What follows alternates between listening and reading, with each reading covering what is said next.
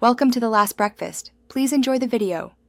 In this video, I will explain how to save the Roebuck and Polonsky initiative. We'll dive deep into the core issues that often derail complex projects and uncover the one proven method to steer them back on track. This isn't just about problem solving.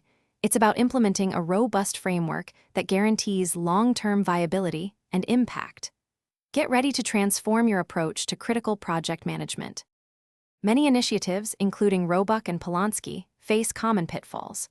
We often see projects struggle with ill-defined goals, leading to wasted effort and resources.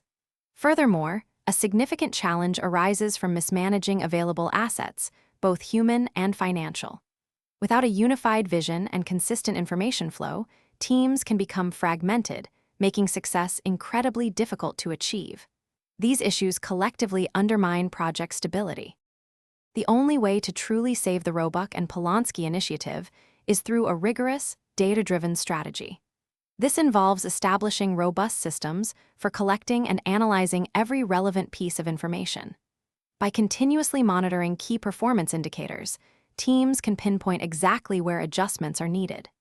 This approach ensures that every decision, from resource allocation to strategic pivots, is grounded in verifiable facts, not guesswork.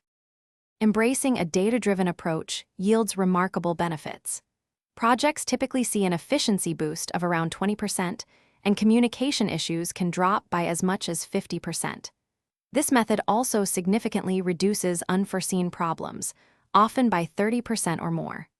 Ultimately, this singular strategy ensures the Roebuck and Polonsky initiative not only survives, but thrives, delivering its intended value and achieving its ambitious goals with confidence. Thanks for watching. If this was helpful, leave a like and consider subscribing. See you next time.